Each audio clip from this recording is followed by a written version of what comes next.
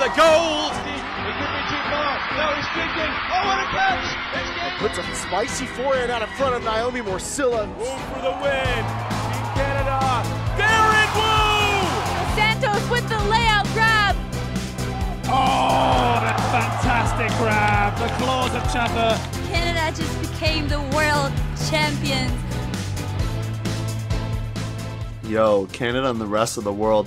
You're listening to the Huckin podcast. I'm one of your hosts, Theo On from Toronto, Ontario.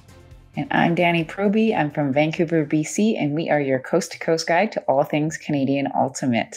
Now, this episode, they're always action-packed, but this one feels especially action-packed because not only are we talking about juniors, we're talking about World Games, we're going to be talking about roster announcements, we're going to be talking about podcast schedule, near and dear to our hearts, as well as we get to talk to winners from each of the teams, or representatives from each of the winning teams from the Not-ionals tournament that happened this last weekend. So before we get started, Theo, how you doing, bud? Had a good weekend commentating. I was up at Nationals for a bit of the first day and then commentated AUDL doubleheader, which we'll get to in the news segment. So a little busy with that. And yeah, that was basically my weekend. It was Frisbee filled, but less playing, more observing it. Whereas for you, Frisbee's coming up, right? Like not this past weekend, but coming up, like into the upcoming weekend. Yeah, we for traffic, we've organized a couple games, like full games. It's going to be exciting. So we're playing Fable, which is a mixed team in Vancouver, at 9 a.m. on Saturday. And then we're playing kind of like a ex-traffic, ex-shippos / my like Koish conglomerate, second women's team. We're going to be playing them after at 11. So real games, long games, line calling. I'm excited. I've been really jealous, like hearing all the things happening either in the States or over where you're from. Yeah. You know, like we're normally supposed to be like, oh, we're practicing. Ha ha ha. You're the trendsetters, I feel like, over there. So you know? Stop it. Let us get it back ahead of you. Okay. Thanks. Now, yeah, that's exciting. Speaking of getting out ahead and winning, you and I recently had a debate about something. Do you want to tell everybody a little bit about that? Yeah, we've had this debate for a while, to be honest, to the podcast audience, and it's all about podcast scheduling. So I'll state where I'm at and kind of what we've decided as a group after, and maybe Danny, you can share that. But I always was like under the opinion of, especially when I started my own podcast, the One-on-One with One and Only Sports podcast, which you can still check out. You know, it's all in the podcast archives there. But I always stuck to like at this time, this day, it's going to come out. So like 12 to 1 o'clock Tuesdays, you're going to expect the show, drop it in your feed. So that was my position. But we've kind of talked about how based on some of the ultimate happenings, for example, when we did that emergency podcast, that came out, I think, on a Friday, if I'm not mistaken, or a random day that wasn't our normal day. And so that's sort of where we're at in terms of scheduling. So Danny, why don't you share your position? Because I just shared mine of has to be on the same day, same time. I'm just like a chill person, you know, like so easygoing. It's all good. The West Coast, that's why. It's just like for those of you that don't intimately know mine and Theo's schedules, we have very different lifestyles. Like I have a business or whatever, and like Theo's got like all this like commentating at games at random times, and then we got time zone differences, and we have guests on with different time zone differences. So sticking to a really strict schedule has been kind of stressful for me personally. And I also, I like the flexibility because if tournaments are happening, we want to do a recap or a preview, but maybe the schedule hasn't been announced or we don't have the information yet. And so we've been kind of able to delay a little bit. So we fought about it. We both cried. We virtually hugged it out, and we've come to the consensus that I am right. He was wrong. Classic. So yeah, classic. I mean, you are definitely more right in like real podcasting world. I think that makes sense. It just like might not be the right context for us. So in this context, I might win, but it's not a contest. And I mean, yeah, it's not a contest of who's right or wrong here. You know, we're a team. Let's go. But in terms of, for example, the last episode, we actually released that out on a Thursday night because we didn't have the schedule yet. So we didn't get the schedule till I believe Wednesday. We recorded on a Wednesday night, if I'm not mistaken. So that's an example of if the schedule's not out, we can't, and we want to talk about it, we can't really do that. So flexibility is the name of the game. Not that I'm very flexible in real life, but hey, we're going to do that and be flexible. But yeah, that's I guess that's our like little update of the scheduling. So we'll update our Instagram bio and say new episodes every week instead of every Wednesday. So just keep an eye on your podcast feed. Make sure you subscribe, all that good stuff, and you can get episodes when they drop. And Danie, let's head to the news, because news is like, we got the main event, but news is like pretty action packed with a lot of like things happening. And It's bumping. I remember before we were kind of like, I don't want to say scraping the bottom of the barrel, but I am going to say that because like we're like, oh, this team's like scrimmaging someone, and like this team's maybe thinking of doing this, but now it's like so many things are happening, like AUDL stuff, juniors, like Ultimate Canada stuff, like World Games, a natural tournament, like all these things are happening. So we're gonna head to the news right now. We now have breaking news.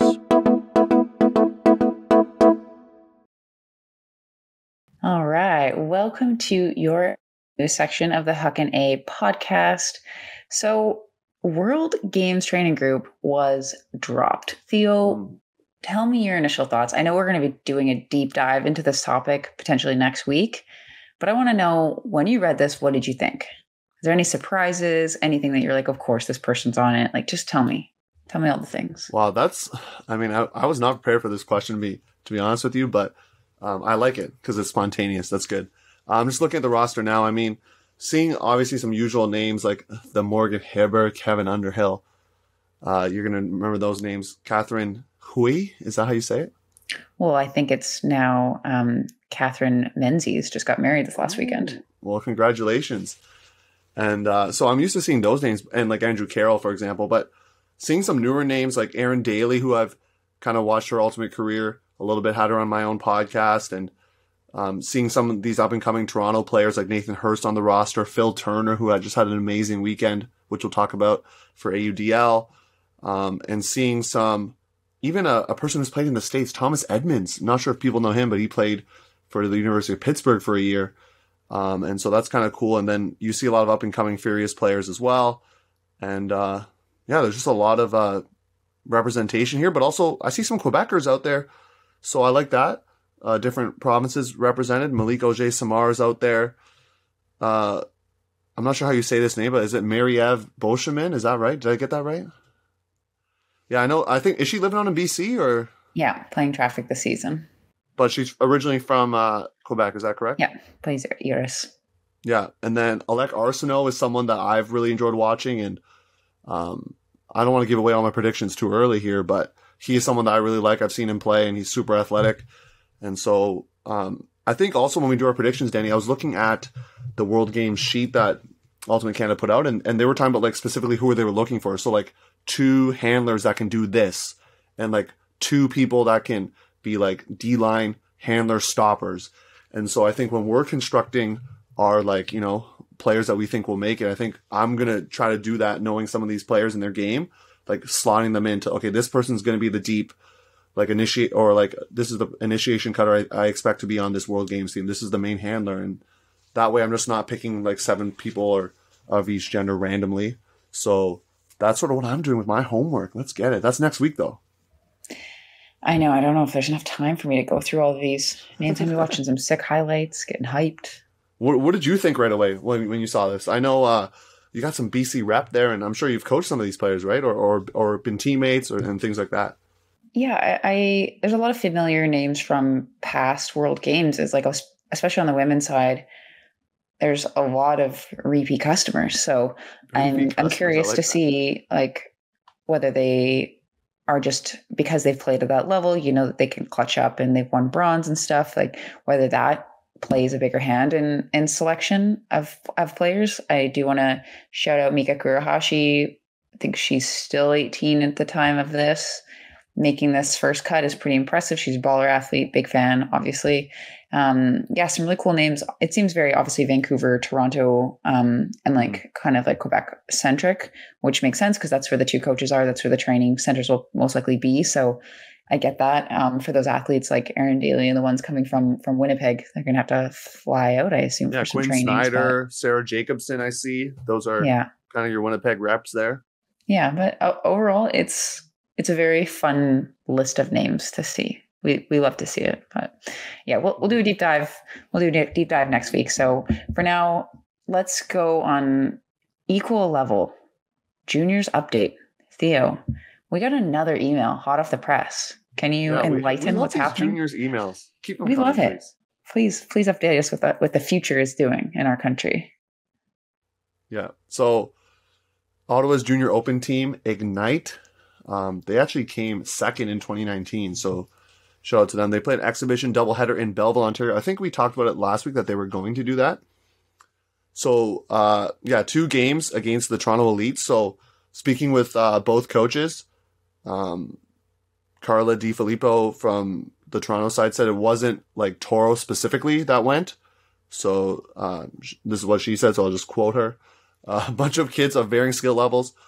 We had a few girls as well play Ignite, the Ottawa top team. So they won the first game, kind of like 15-8, 15-9-ish. And then the Toronto won the second game, but she thinks that they maybe gave them the game. So I don't know if that's controversial, but that's what happened on that side. And then one of the other open teams from Ottawa, Blaze, went to Kingston to play a doubleheader against a competitive junior team. And look at these programs, Danny. Like Ottawa's just killing it. We talked about it last week, but 3 open teams and 2 girls teams going to the Quebec Provincial Tournament, which is like in Laval. And that's like pretty amazing that they can go and travel there. Obviously teams from Toronto aren't maybe going to do that. So that's pretty exciting. Yeah. I soft spot for juniors. Whoever's out there grinding, making it all happen, keep it up. You're doing great work. Yeah, and Danny, do you want to, I'm throwing a curveball here, but do you want to jump into a big roster announcement that came out of my hood? I actually, first of all, shout out to their Instagram account or whoever like made this like graphic. Like it was pretty epic. So Burn Book, do you know from? Oh, from me. Oh, that's where it's from. Oh man, I was like, that's pretty cool. But Mean Girls is a good movie. It was actually shot in Etobicoke, if I'm not mistaken. And actually, some of the shots from the movie were shot at Sherway Gardens, a mall that I used to work at. So, fun fact for you. Super fun. That was the most fun fact I've ever heard. Yeah, the roster looks fire as per usual. One thing that's interesting is Anushka, it says USA only. So I thought that Anushka was playing Iris for the year, but it looks like maybe Iris isn't planning on playing in the States is kind of what I would insinuate from seeing something like this. No, I think they're still going, Danny, but I think she's just going to play with Sixers for that. It sounds like I think, I think that's what I gathered. Fish or someone from Iris can maybe correct us if we're wrong, but I think that's what it's going to be. She's going to play Iris for the Canadian series and then go play with Sixers in the US series. Which hot take. But do you think that has anything to do with the fact that Sixers maybe doesn't need the reinforcements because they already got the bid? Could be. Sarah Jacobson's also listed there. Is that correct? As USAU only? Yeah. Yeah. They got a lot of returners, a lot of the same familiar names that you've come to know and love on that roster. They got some great rookies coming up and some young practice roster players too, which is really exciting. So I love seeing these rosters. I love imagining playing against them and having to work really hard. It's good times. Yeah, they have a couple rookies who are like more university age, I think. So giving them a little bit of reps, but also keeping a lot of their team intact as well.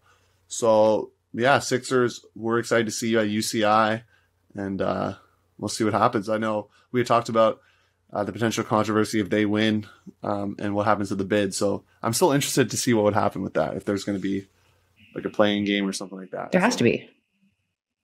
We know we have the answer to that. There has to be a playing game. Yeah. You have to play it out. Yeah. Play it out. All right. So we're going to jump into the pro update. So Toronto... Well, first of all, Montreal is just keep humming along. They're 4-1 right now, but Toronto gets their first W. Being in the stadium for that, fans. So, dang, that was pretty exciting stuff. Just to have fans there. I saw a lot of parents of players, because they're wearing the jersey. Some Ottawa parents were there as well.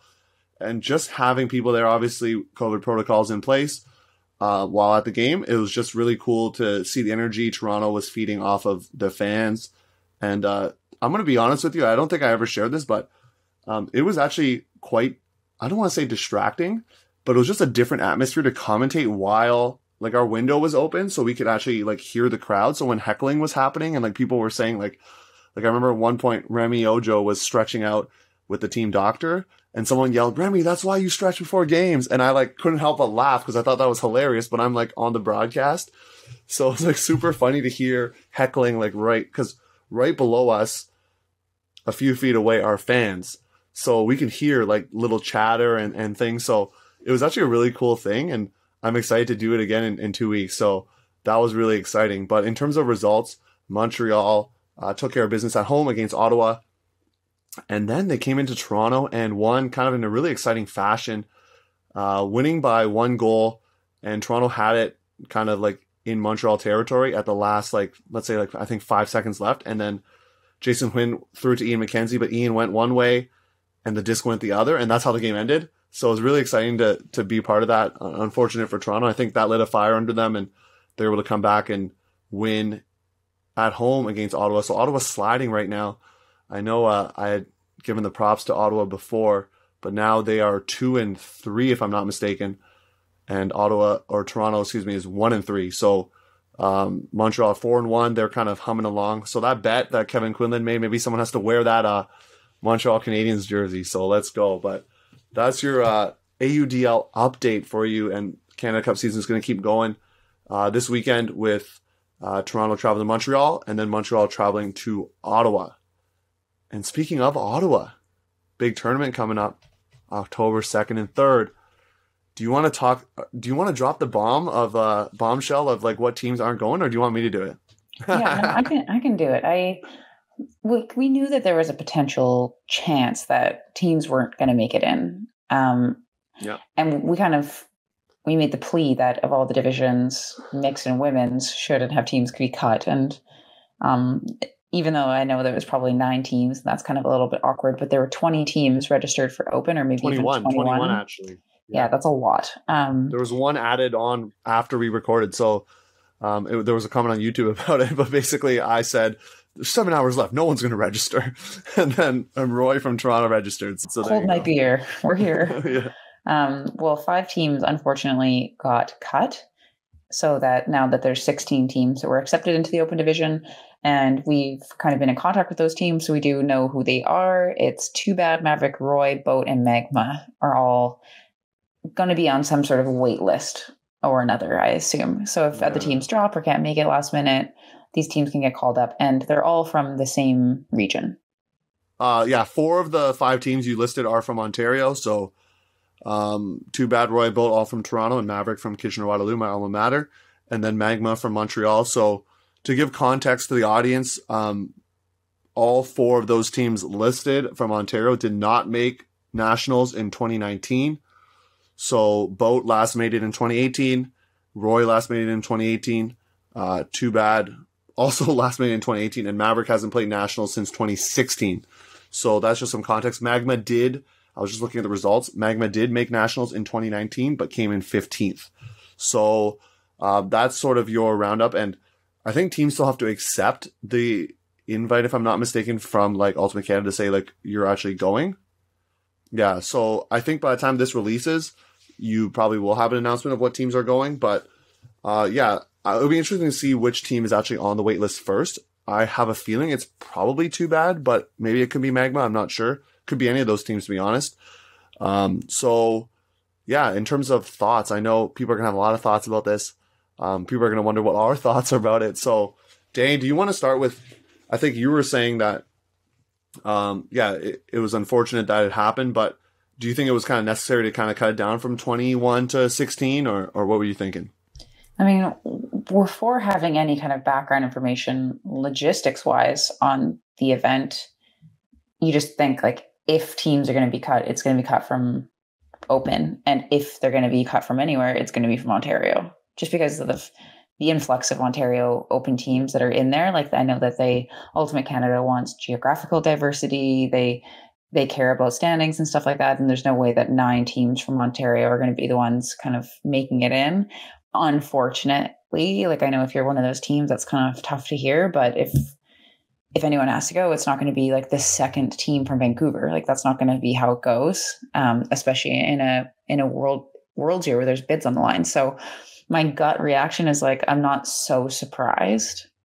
You know what I'm saying? And now that we have heard from people that are kind of more on the organizational end, their justifications, they had justifications for both sides, but the justifications for a 16 team tournament definitely felt like it outweighed for 20. So how do you feel about it, Theo? I know it's more personal for you because it's like a lot of your friends probably that got cut. So no, it's definitely, I think they're waiting for me to say what I think about it, but I'm not going to ruffle too many feathers about this. But I think one thing that people are probably going to be looking at is the fact that if you look at, did they use nationals, for example, as a result? Because the example would be Shrike, which is the team out of Ottawa that did make it to nationals in 2019. Lost to Boat in the third place game, which is actually your bet there, which will spill kind of later in the nationals results. But so there might be some controversy there. But in terms of teams that made it in 2019, most of them are going to this tournament. And I understand people's frustrations, but realistically, like every nationals is 16 teams. So I don't know if this tournament should be kind of any different. I think it'd be harder, to be honest, if they just cut one team. Like, what if they just cut one team? Don't you think that would be worse? Like, if they just said, hey, last team to get in or whatever, or like one team you're not allowed in. And that, I feel like that'd just be worse, no? I mean, less people are affected negatively, so it can't realistically be worse. Like, it might sting a bit more for that one roster of people, but then you have 4 more rosters of people that are like, woohoo, we're going to nationals. Yeah, I mean, I understand from the scheduling aspect of the backup fields and things related with 20 teams, because I don't think a 20-team tournament, and we talked about this off air, is that actually hard to pull off because USA Ultimate runs that, like with the college national championships, like there are 20 teams, 4 pools of 5. First teams of each pool make quarterfinals, and then second and third team from each pool play pre-quarters and they cross over, and then the 4-5s are eliminated after pool play. So it is definitely possible. But I think more it's like, I don't even know if it was COVID. Like, I think part of it's probably COVID related in terms of like shuttles and things and field space. But I think they just think logistically it's easier for 16 teams to get in, especially if they want to do like a secondary final of some sort, right? That we talked about earlier with Sixers. Mm-hmm. Do we want to kind of go over the reasons that were laid out for and against, just so that people kind of have a little bit more of the actual background? So, I mean, I can start for like the cons for 16 team tournament. It's like Ultimate Canada wants as many teams to participate. They want people to play Frisbee, that there is that strong desire within that organization, I would assume. There's no regionals, so earning path is like they have to kind of figure out how to not accept people, which is tough because 2019 results are stale, they're outdated. And so those are some tough decisions and things that they didn't necessarily want to do. Also, it's increased revenue. Ultimate Canada, I mean, I'd be stupid if I thought that they were in a financially solid position after the pandemic. So having more teams actually does increase their revenue, but there are plenty of reasons why 16 teams was the reason that they went forward with, and you can outline some of them now if you've got it in front of you. Yeah, I have it right now. So one of them being like backup fields, as we just mentioned earlier. Also the fact that there'll be, due to COVID restrictions, less like staff and volunteers. So I think one of the reasons could be like less teams equals like less resources to pay in that way. And that involves also parking. Obviously it's easy from a tournament scheduling perspective to have just 16. Like, it's just so much easier. Like, you just have, well, we said like 20 is possible, but I think 16 with like the B final is like potentially easier. So that would be one of the reasons. Controversial reason coming up. Okay, ready for this? WUCC bid year. So argument being, we're in a world bids year, so like all the main best teams are going. It's not like one of the other national championships where some of the top teams aren't going. So it's like, if you didn't make it in 2019, like, what's to think that you could make it, like, and get a bid now kind of thing? Like, I think that's some of the reasoning. I'm not saying that's like right or not, but it kind of does follow some logic of, if you struggle to make it in a year that, well, that was also a World's year, so it's kind of like equal competition that way, because this is World like clubs bid year. So I think that's one of the perspectives as well. And the regional diversity, that's interesting because I understand what you're saying of not having 9 Ontario teams. But I think for that, I would say that's where I would hope a regional tournament could have happened, because Ontario usually has that problem every year, that we have the most open teams that go, like, from any province, like even Quebec. So just because of our population. So if it would be possible, I think it would have been cool to see like a regional tournament. I know that would be hard to kind of put together on the fly, but I think that might solve some problems and kind of take the bitter taste out of people's mouths that they actually had to like earn or not earn a spot. But obviously this year's a little bit different. So I think we just got to take that with a grain of salt as well. Because everything's like different for us this year. So that's my plea. Like, don't take it personally. It's just, it is what it is with this like weird year, you know? And not like Ontario not doing a regional tournament is nothing to do with Ultimate Canada either, I would assume. Yeah. So yeah, I don't know. Like, people can be upset, and if they're upset, like, that's fair because you want to go. But being upset at the national governing body that's putting on a tournament because they didn't allow a million Ontario teams, and I don't know if that's like the right direction of energy. I would try to organize another little mini tournament in Ontario, kind of around that time frame would maybe help or something. But yeah, I think you said a lot of these teams don't usually go to nationals anyways. Well, they just didn't go in 2019. Like, they got eliminated like in the, game to go, or Too Bad lost in the game to go. Boat lost in the game to go, and Maverick didn't make it out of pool play. So I hate to say that because it's my alma mater, but those things did happen. Those are objectively true. Roy also didn't make it out of pool play, I believe. So those things are objectively true. So yeah, like, I have people I know on all those teams, so they're obviously gonna be upset at the decision being made. But I think Ultimate Canada is just looking out for the best of all the teams there and like kind of giving the best tournament possible, but also not burdening their resources. So yeah, it's tough. I feel for you if you're listening and you're on one of those teams. I'm sorry that happened. Obviously, we didn't control that. We wish that if we had our choice, we could organize everyone, but we kind of live in a world now where logistics and things and planning and safety matter. So that's sort of our plea for that. Yeah. Tough times. Like, we do want to see everyone out there playing. Hopefully just one more summer of kind of weirdness, and then we can all celebrate by having everyone together in regional tournaments and all the normal upsets and universe point wins to go, games to go, and stuff that we all love for. I love that. We love it. Yeah. So I don't know if there's too much more to add to that, and I do want to make sure that we save lots of time to hear from our guests that we have on. So we'll be talking to people from Union and from Grand Trunk about their wins this past weekend at Nationals. So first, we're going to hear from our sponsor, VC, who makes these lovely, lovely Revolution hoodies. They are fire. Get your hands on one. Too, eh? Cool. It's just so, like, it pops. So we're going to hear from our sponsor, VC, and then we'll get into the main event.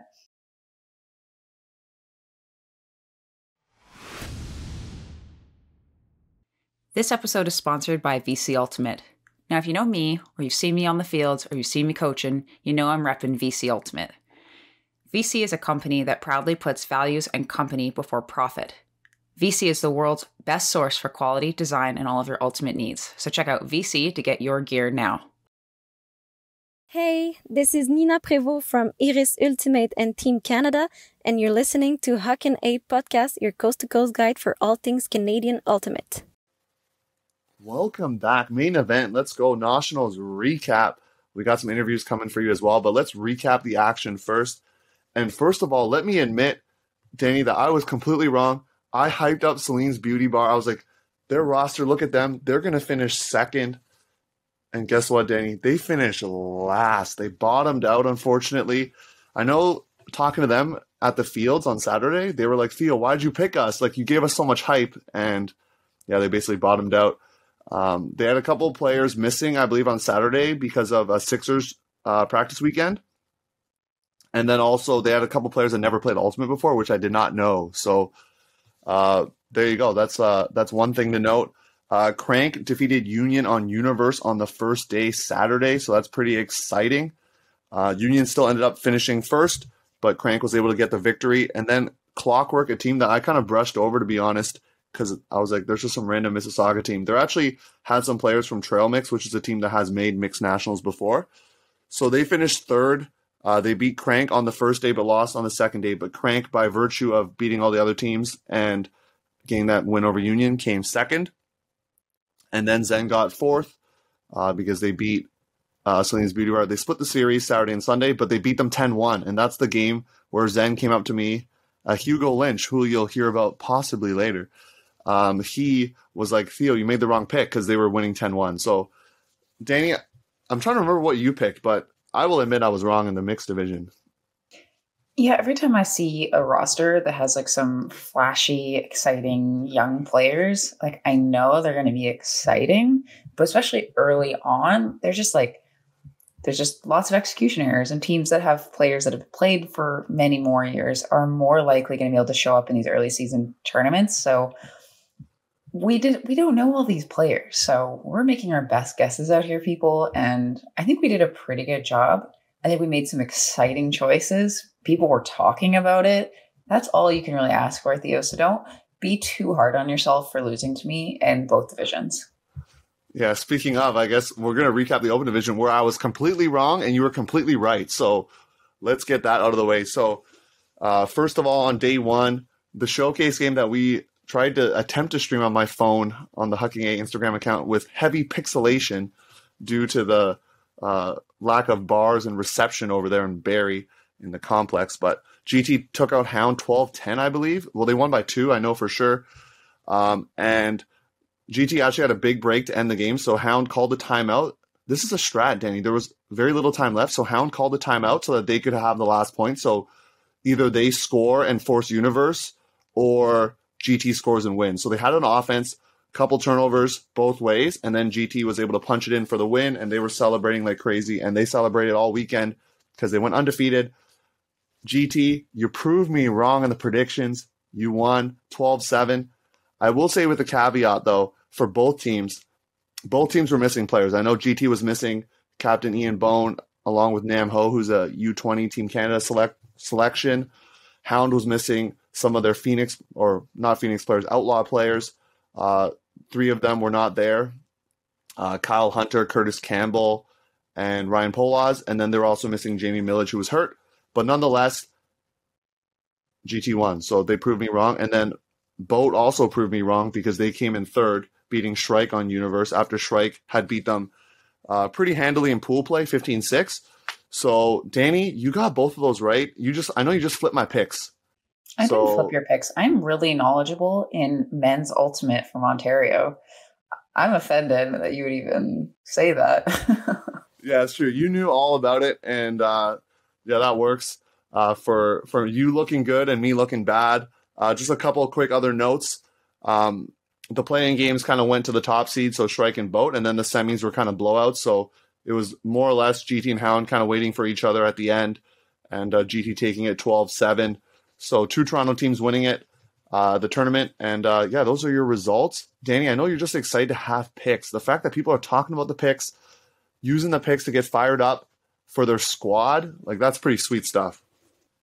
Yeah, I guess I do want to put this PSA out there into the universe that if you ever are offended by our takes, that's like our fuel too.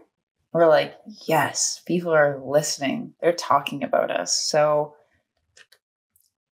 somebody kind of made a reference to this to us earlier, that it's kind of like MJ, if you've watched that series on Netflix with Michael Jordan, where even if the opponent hadn't said anything bad, he would make up stories that they had said things bad. So if we don't pick your team, this is our gift to you to use that as fuel to train harder. So I just want to put that out there. We're going to make some wrong predictions, or at least Theo is from time to time. You might not, so apparently. I'm flawless so far. So that's all I'm going to say about that. Use it. You're welcome. That's our Huckin A gift to you. And Theo, do you have anything else to say about that before we move into the next section? I mean, we'll take swag in lieu of firing up your squad. So if we don't pick your team and your team wins, we'll take a free jersey delivered both to Toronto and Vancouver for those wrong picks. What do you think about that? Yeah, and we'll wear it on the next episode. I think that's only It's only fair. I'll accept my address. That's not a bad deal, actually. That's not a bad deal. But anyways, we're going to now hear from the winners. So we're going to have a little, a transition stinger play, and then we're going to hear from Union and Warren Tang. And then after that, we'll hear from GT. So stay tuned. All right. Welcome, everybody, to the next section of the podcast. We have Warren from Union, the winner in the mixed division. Warren, we're super excited to have you. No offense, but we were really excited to have Emma Seaborn as well, but she was in a cottage or something, and we had some Wi-Fi issues. So we really appreciate you being here. Super last minute. It's super awesome. And I know that apparently I've been playing against you for almost a decade now. So very excited to actually get to know you and a little bit about Union. If you could introduce yourselves to everyone on the pod, that would be awesome. Like how long you've been playing Union, your ulti career, etc. Sure. On the way up to nationals, I was carpooling with one of my teammates, and she's a younger player, as everyone is to me these days. And I kind of went through a history of like 20 years of Toronto Ultimate and how I came up through it. I started Union with a couple other folks, actually 10 years ago. So that's one cool thing is this year is our 10th anniversary for Union, which is pretty awesome. We're proud of that.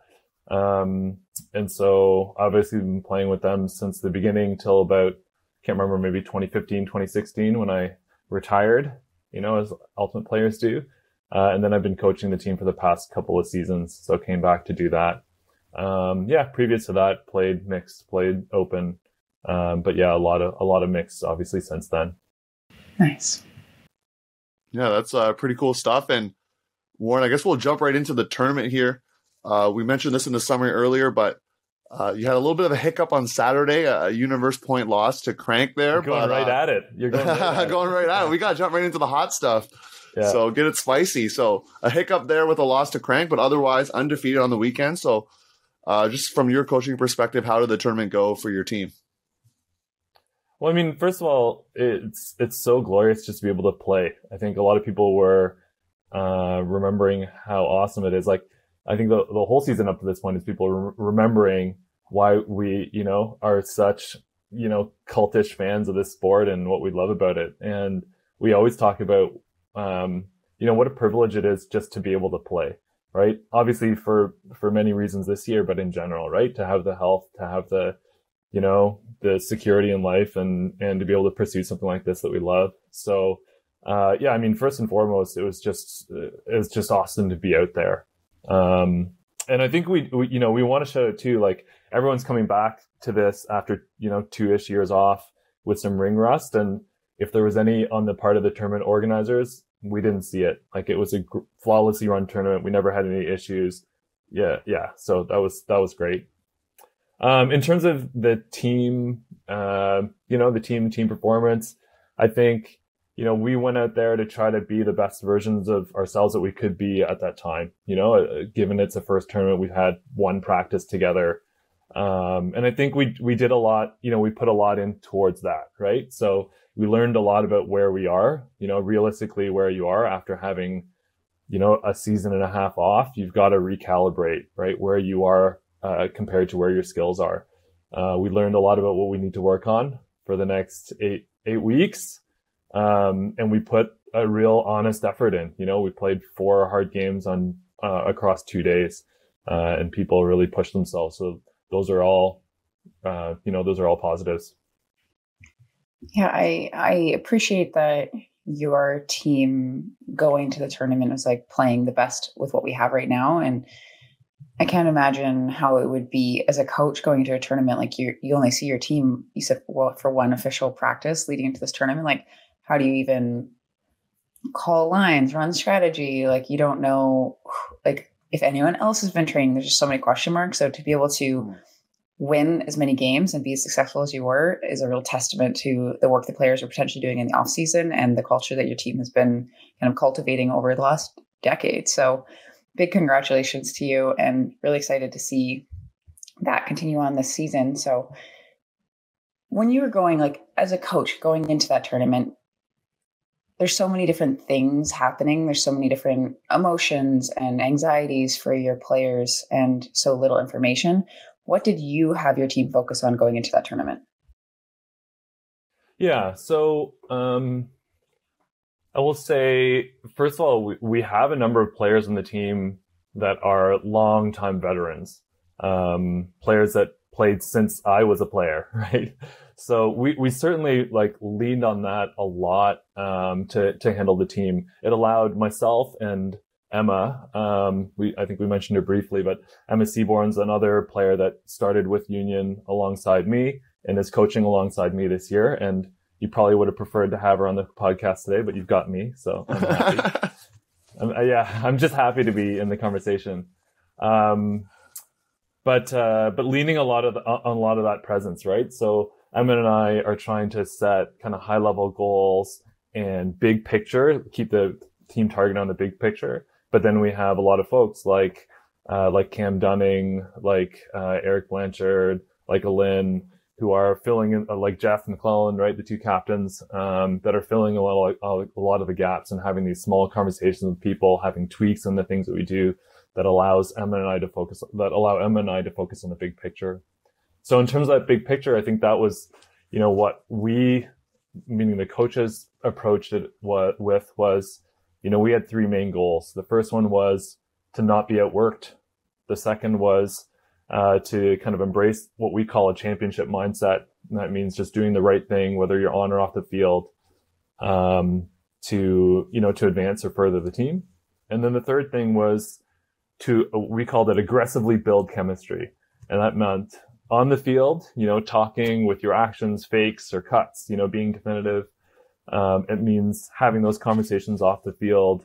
What did you see there? What did you want there? Those sorts of things. And then fully off the field. So we made an effort to say, we need to learn things about each other that are not ultimate related. So with those three main goals, we tried to keep that front and center. And if we hit, we said if we hit those three things and we were happy with our performance as far as those three things, then that's a success. And, take the pressure off of necessarily, wins and losses or points in, points out. Just try to keep those three goals in mind.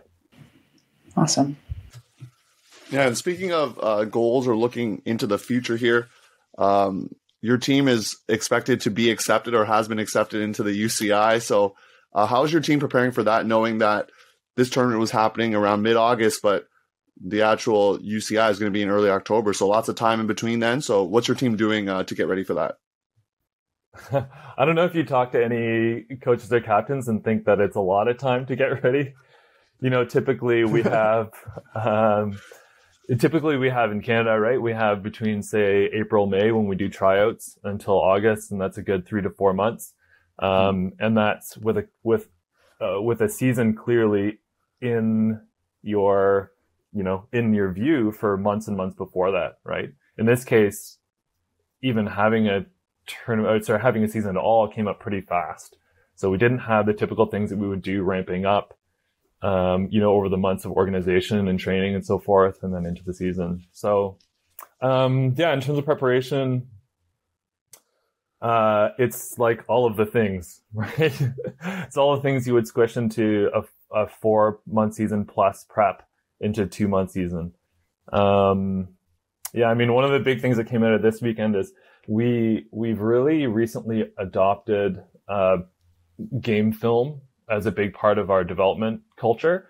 So we film as much, footage from tournaments, obviously. There's not going to be a lot of that this year, but we'll film scrim at practice and maybe a few other segments. So that's a huge thing for us in terms of, up and down the roster, individuals and working on their own game, being able to analyze it, coaches being able to have those development discussions with players and showing clips or examples, us celebrating the things that we do well. And then of course, like planning overall strategy and things we're working on. So, I would say the filming this weekend was middling to poor. We had people with their fingers over the camera. We had people, forgetting to turn the camera off. So our film game is pretty weak right now. That's got to be a focus. Our commentary game was top notch. I think people have been I don't know, practicing their color commentary. But maybe we can get some tips from you, Theo, on the rush coverage. But filming's got to improve. It's bad right now. Yeah, fingers over the lens is like a total boomer move. So whoever that was on your team, they should be punished. Was it the young people doing it, or was it the boomers? I don't know if I should be calling anyone out here. Yes, you should. Yes, I'll say that your instincts aren't wrong. It's amazing. Yeah, I didn't even think about that. Like how, like as a U20 coach, I think about the lack of footage of all of the young people in terms of like making team selections moving forwards, but adults don't have footage either. So that's cool that you're at least making an effort to try to film games at the tournaments, because I agree, like being able to watch my teammates back is like so useful. So I'm actually gonna maybe talk to my team about that. That's a good idea. Question it's for a big time investment, but like I said, we really embraced it last year. People study the footage on their own time, and you're absolutely right. You just don't get the opportunity to see yourself externally like you would in other sports. Just it seems like a big time commitment for the coaches' perspective, and I know we've talked about this in the past about how Ultimate has a weird kind of volunteerism obsession. And Ultimate's really lucky to have people like you and Emma dedicating themselves like to doing film and stuff as a volunteer. I know it's really time consuming. Speaking of time commitment and everything, like you're doing UCI, you did Nationals. Are you planning on doing the USA series as well? Because I know that crossing over the border adds other challenges and commitments as well. So just, if anyone's been talking about it, or if it's a no-fly zone. Yeah, unfortunately, it was a big topic of conversation, and it's always a place that we're trying to, reach and challenge ourselves. This year, it's just not in the cards for all the reasons you said. It's just with the travel restrictions, the testing that will have to happen before and afterwards becomes both time and cost prohibitive. So, yeah, unfortunately, it's just not in the cards for us this year. All right, we've talked about some team aspects, Warren, but now the spicy question is coming for you. So who are some breakout players or impact players that you want to highlight? I know you could highlight the whole team, but maybe for some people in the audience that know about Union but might not know some of the names that are up and coming on your squad, who should we be watching out for? Yeah, I will highlight my whole team. We're thrilled with all the players that we have this year. Veterans that are coming back, with, veterans from other teams and maybe in the sport that are coming onto the team. And then, of course, some newer players as well, that we're happy to, I think there was a bit of, I don't know if gulf is a strong word, but, not a lot of teams got organized this year. And I think that gave us a unique opportunity to extend our roster a little bit to some younger players, that we may not have had room for in the past, or that may have had other opportunities to play that we got to kind of bring into the family. Right. In terms of players, I mean, I guess there's two that I would call out. What's that? Yeah, we need names. We gotta drop some names in the pod. Oh, drop it, the spice. Let's go. Yeah. I mean, two that I'd really like to highlight are Hugo Lynch and Sarah Lamb, who we call Slam, who came up through the system. Again, like other teams, the sort of depth of teams this year is not as high as it's been in the past, but Zen is one of our feeder teams, and those are two that have kind of put their time in as top players on Zen to, get the touches and to learn about leadership and all that. And this year, cracking the Union roster, we're really, really thrilled about having both of those players. So Hugo brings just a tremendous athleticism, and Slam super athletic as well, but just, one of the most disciplined throwers I've seen in a while. And she showed that up and down the games on the weekend. So just exceeding my expectations as far as, how you think a rookie is going to come in and perform. Like, she doesn't play that way at all. Those are some lovely shout outs. If I were a rookie on the team and my coach said that about me, I would be blushing for sure. Of course, yeah. And there's, Andrew Carroll, may have heard of, is a rookie with us. Not a true rookie in the sport, of course. Yeah, you can't be too careful, right? Like, so we're trying to make sure that he's sheltered a little bit. He doesn't get too much feedback from vets, right? That gets overwhelming. So yeah, we're just trying to manage that. Yeah, that's good. He does need some protection from all the feedback. Last question. There's a two-parter for you. So it's 1.5 questions, but long-term goals for Union beyond this year. This is a special year. We've all kind of understood that. So do you look 3-5 years in the future? If not, that's cool too. Year by year makes sense as well. And then also, as a part of that, we would love for you to kind of talk a little bit about your evolution of your logo design as well, looking into the future, and kind of touch on that if possible. Yeah, great. I'll start with that second question first. The fist logo has been the logo for our team for basically 10 years. And the world was a very different place 10 years ago. And it's funny because even that logo over the years, we've seen it crop up in a lot of places. It was, it was actually the main logo of the Occupy movement that happened a few years ago. It's just one that's very iconic, right? In terms of imagery.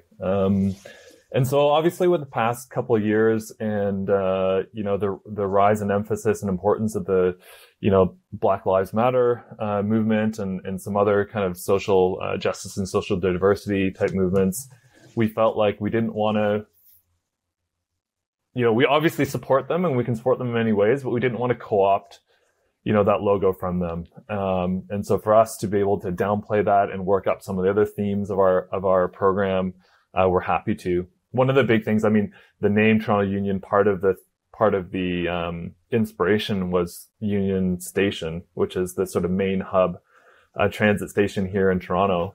And our first year logos highlighted the subway system. And so we're actually kind of going back to those roots for our 10th year, updating it a little bit, giving it a bit of a what year are we in? 2021 flavor. 2021. And are you doing like a 10-year anniversary jersey there, Warren? Like, is that something that maybe is like a limited edition, like fans can get it kind of thing? Like, is that something you've thought about? Yeah, it's a good question. We definitely have 10th anniversary swag that's coming out. So we're just working on that now. They'll certainly go out to alumni and hoping we can, broaden that a little bit so that, other longtime Union fans can pick up some of that gear too. So, I've got a big swag bill this year for stuff that I'm going to be picking up for sure. And then, sorry, so your other question just about long-term goals of the team. Again, it's been an interesting year. Like when we started planning off of 2019, off the close of 2019, we were thinking we had a couple of years to ramp up to the next world's bid, attempt. And we're talking more about kind of long-term development, and that's always been there for us. But now this year, it's a go year again, right? It's a win now year. So, that is our focus for this year. In terms of long-term planning, the whole purpose of bringing Union here, like the origin of Union was it was the joining of 3 teams in the GTA area that were kind of constantly competing for 6th, 7th, 8th at nationals. And we said, this is silly. Let's put it all together and build a championship team. And so we're always trying to embrace that route and get back to it. So, we want the program to have longevity. We want the kind of tribal knowledge of how to run a team and how to create the chemistry that we cultivate so well. Keep that going.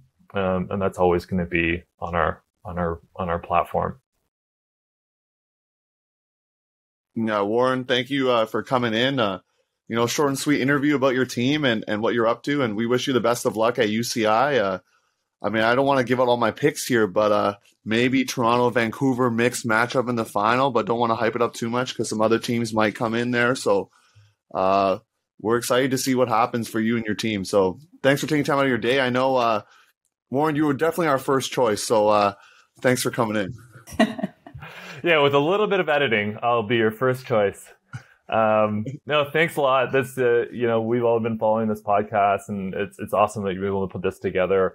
And the both of you, you do a great job with this. So thanks for having us on. And this is, this is probably the most publicity that Nationals and attention that the Nationals tournament will have gotten in a little while. So that's great too.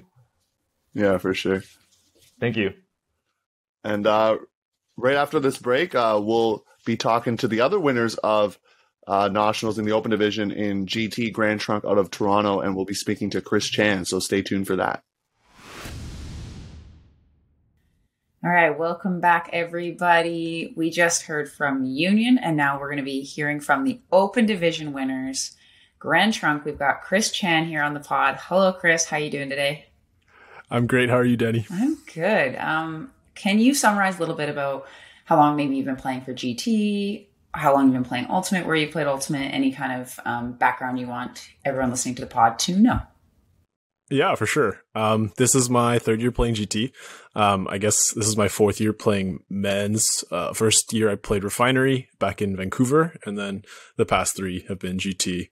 And then before that, I was playing juniors in Vancouver. So I'm a Vancouver boy. Love to hear it. Yeah. No. I forgot to mention that when we introed you two. Like, yeah, he's got that Vancouver connection right there. Yeah. Oh, I know. So, Chris, congrats on your victory, your team's victory there at not UCI. Whoa, I almost misspoke there. Nationals. And as I mentioned earlier, you proved me wrong. Danie got the predictions right. She flipped my picks and got it right. So shout out to GT for winning the championship. But can you summarize what the tournament was like for your team? Maybe some things you were focusing on, or maybe some personnel changes you made during the tournament that helped you get the victory. What was that like from first game to last game there? I think, I guess the main thing that we were focusing on going into the tournament was communication, mostly because, again, like, I think with most teams, a lot of people haven't played during the break. Also, with just like the people that we got this year, we had some players coming in from that had experience with either they're coming from juniors or they're coming from different teams or different experiences. So just trying to communicate as much as we can, considering we only had about 2 practices, or I think it was just 2 practices before going to this tournament. So that was like, with that being the main focus, like for all of the games, we were just rolling the lines that we had. So that was what we were focused on the entire weekend. And day 1, we had 4 games. Day 2, we had 3. And for basically all of them, that was the main thing we were trying to focus on. We were just trying to talk as much as we can, learn each other's tendencies, and keep improving. It sounds like a rowdy weekend. I'm excited to hear a little bit more about the actual tournament itself. So this is not a question that we've prepared you for, but what was your favorite game personally, and why was it your favorite? Ooh, what was my favorite game? That is a very good question.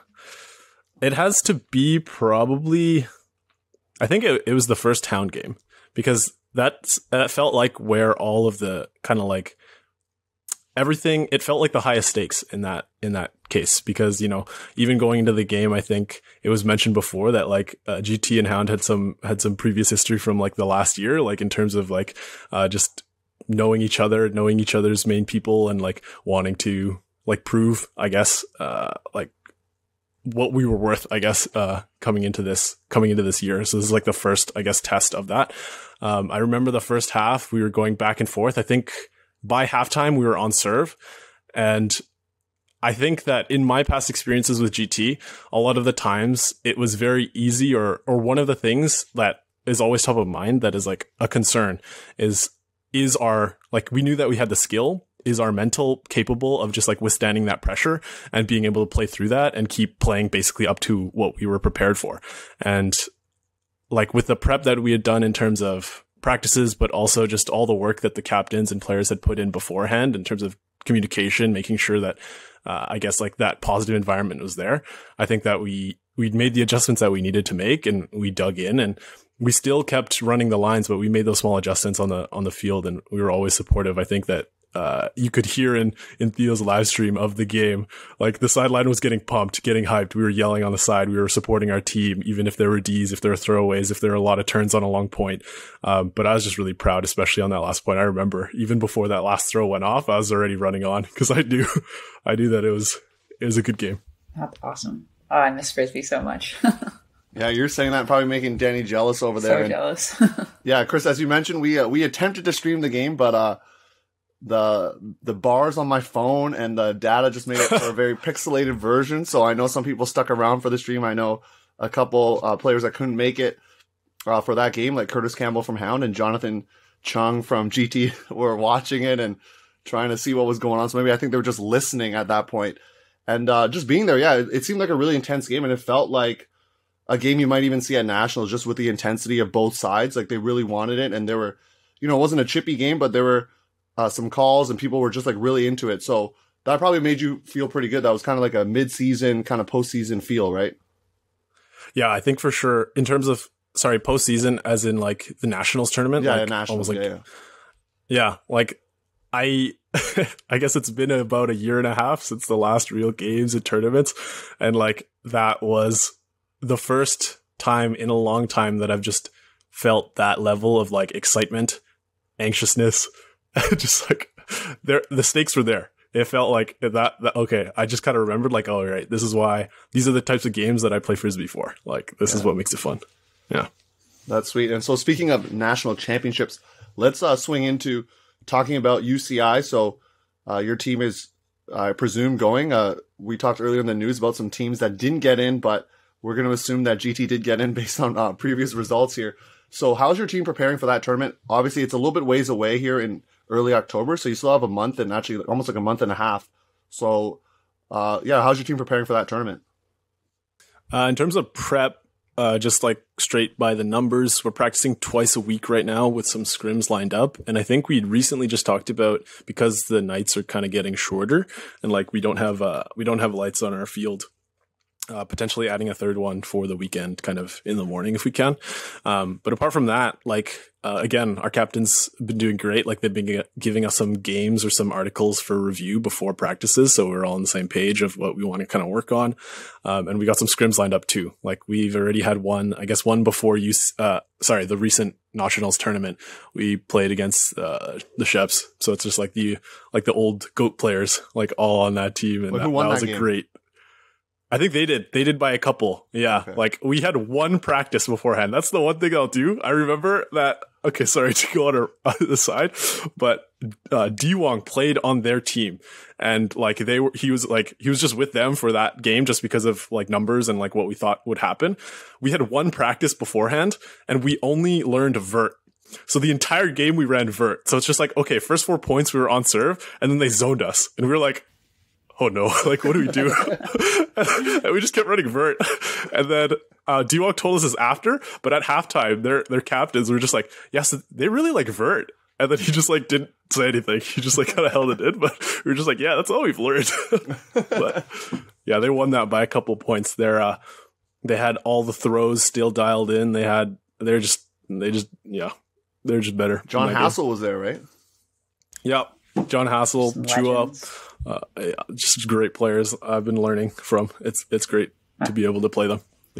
Yeah. Speaking of other games and stuff, do you have other plans other than UCI in your kind of tournament season? Are you thinking about doing anything in the States, for example?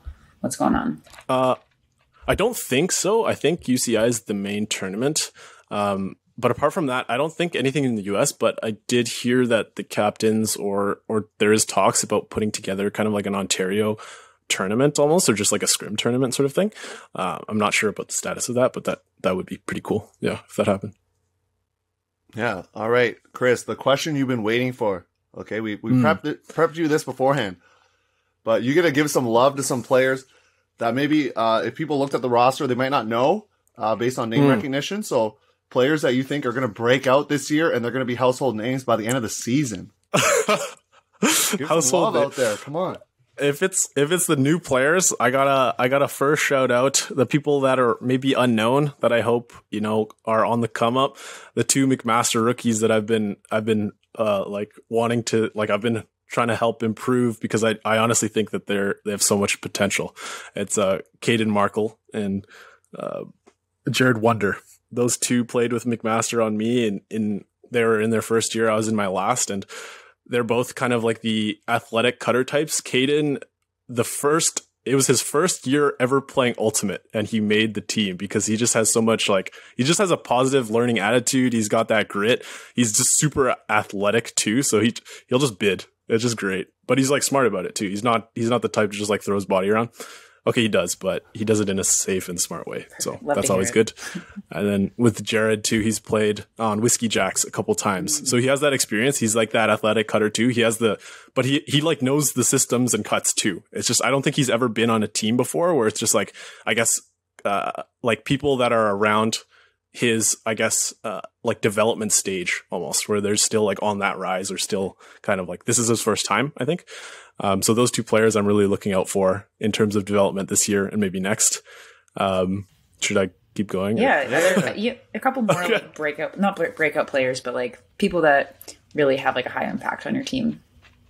Okay, yeah, on the field in terms of impact, you're definitely probably gonna notice the people like D-Wong, he just made Rush this year. So I've been playing with him all summer or all this past year, just getting tosses in. It's been great because it's crazy how much I've learned about how much he really loves Ultimate. So that's been great to play with him. And he played 2 points, I think, on one of the games. One of the points, he threw 3 throws. None of them were open side. It was an inside break, it was an inside break, and then it was a blade over the top to the break side for the score. And it was just okay, he just walked on and did that. So Dewong's definitely an impact player, whether that's throwing or receiving now. And also Adam Turcotte, he's my homie. He will definitely be a player to look out for. Hopefully he is injury free, knock on wood. But when he's healthy, yeah, he's just a sick handler and just a receiver too, deep threat. And then one of the recent pickups too was Rui.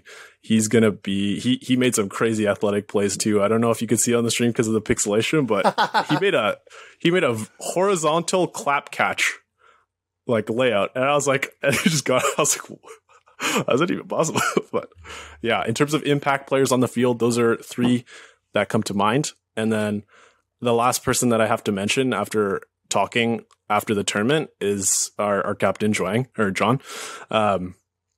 It's impact that is not visible, just from his play, but it's crazy after talking with him how much he knows and thinks about the game because of his past experiences in juniors, playing with players that are they're the top players or the top up and comers on the Rush. He's played with the best coaches from Toronto.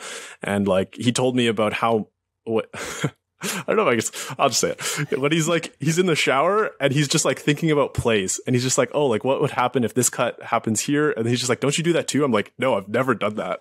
And I'm just but when that type of player is your captain, there was, I guess to give one experience on one of the plays, we were just in a huddle during a timeout.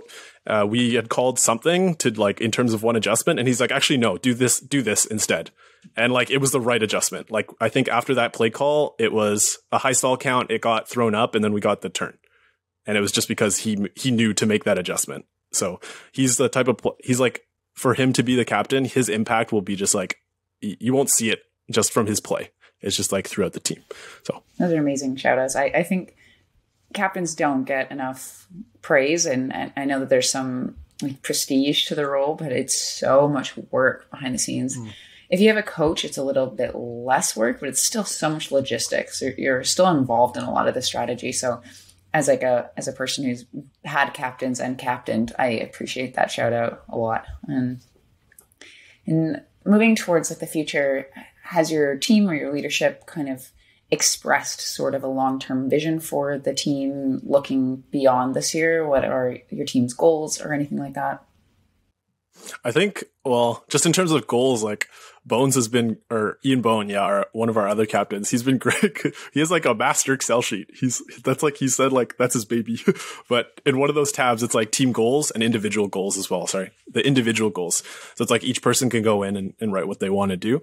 But in terms of team goals, from my understanding, it is like this year is like a development, quote unquote, a development year. I guess that's with most teams every year they want to develop. But with the goal being like next year, because this is the year that everybody's kind of coming back, like I think the majority of people haven't played over the summer.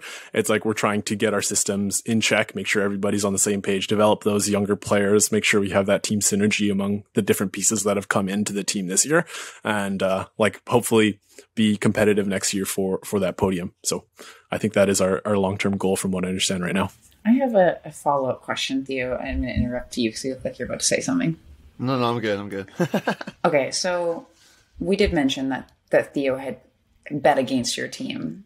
Can you, on the podcast, describe how that played a part in your team's eventual victory? Played a part. I think in terms of that, I guess that prediction because there are just different what I think one of the main things that I've learned is like different people get prepared for the games in different ways. Like for me personally, it is that, like plug in headphones, just prepare myself, try to individually focus on the things that I can control. But some of those players are like what I've heard in the past too. Like for example, like I think it's maybe a stereotype, but like Old Furious was just like the type to like, you really got to get into that game, mentally and just like take it completely like get into that mindset where you're just like the Furious George mindset, the Furious Monkey. So I think that for some players having that, I guess, bet against them was like the fire that they needed to get fired up for that game. And, I don't know, maybe the prediction was the thing that put some of those players over the edge and helped us get that W. So you heard it here. Maybe it's a long term. You can thank Theo for that win. Yeah, I'll take gifts of some sort. Gifts? And you can thank me for guessing correctly. So you're welcome. Huckin A's got your back, GT. We're here for you. Theo, do you have any follow-ups? I feel like Chris did a great job covering kind of all the things that we wanted to know. Yeah, I mean, we put him on the spot and making him pick some of those players, but I think, Chris, you did a great job of picking some players, not just like breakthrough players, but people that make an impact, not just on the field, but off. So do appreciate you sharing that. No problem. Yeah, and good luck with the rest of your season. We're excited to see what your team can do at the Ultimate Canadian Invitational. And next up, we're going to be talking a little bit more. We're going to debrief. So we just want to thank you again, Chris, and we'll see you all in a little bit.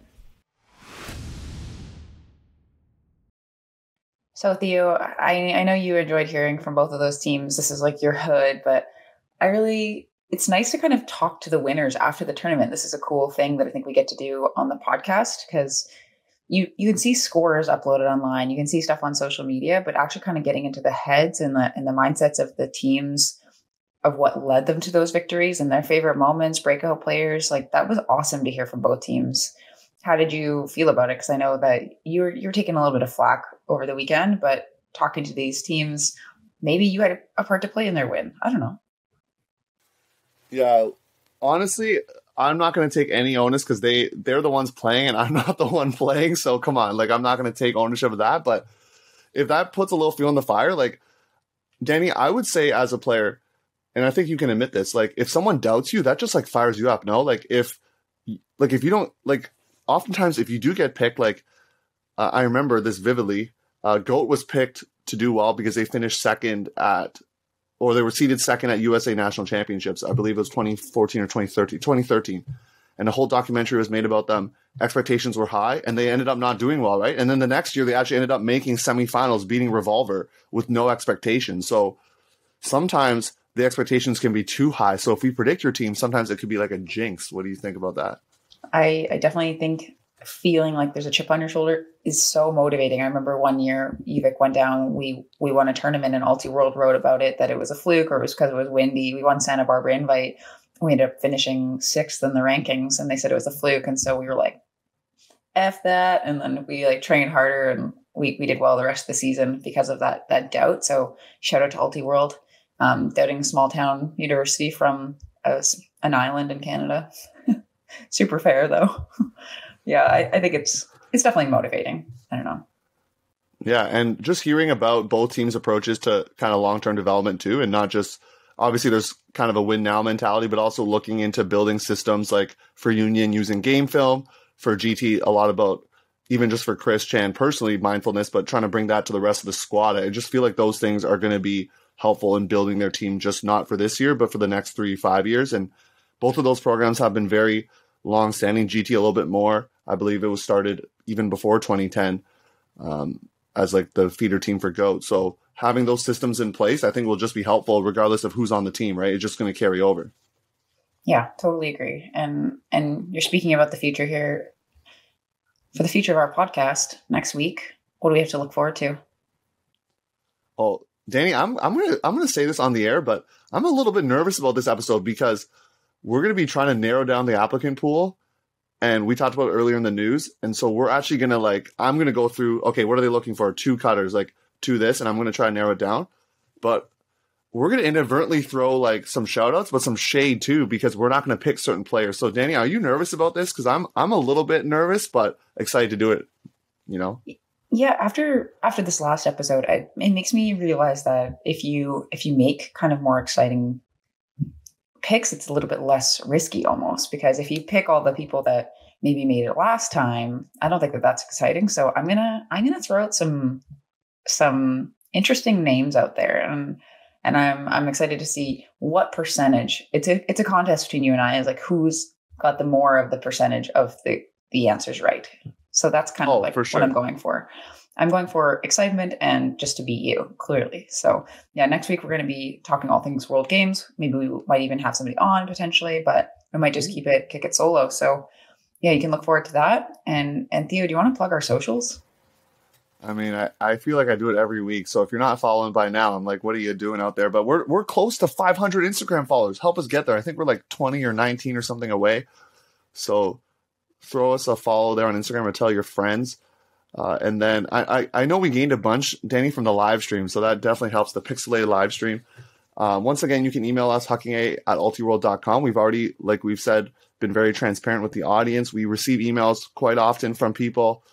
It seems to be from the Ottawa area. So the rest of the country, you need to maybe step up and send us some emails, some updates of what's going on. I'm looking at you, BC out there. So send us some updates also in the team chats as well. And yeah, we're hoping that, Danie, at least I am, that obviously the big tournament's UCI, but I'm hoping some other little things pop up. I know you mentioned earlier you're scrimmaging and things, but I'm hoping more of those things will come up just so teams get some more reps before that tournament, because that will just help with continuity, team chemistry, but also maybe some injury prevention as well for that tournament. Because the last thing I would want to see is a couple big name players or anyone really get hurt at that UCI there. So that's my hope. That was a really long socials plug there. But yeah, I hope that no one gets injured as well. And yeah, we'll look forward to talking to you all again next week. I know this episode is going to be a little bit girthy, but it's worth it. It's jam-packed. So Ultimate's happening. So we're happening. Yeah, we'll see you next week. Hey, this is Quinn Snyder from Winnipeg General Strike, Team Canada, and the Minnesota Windchill, and you're listening to Huckin A, Ultiworld's newest podcast.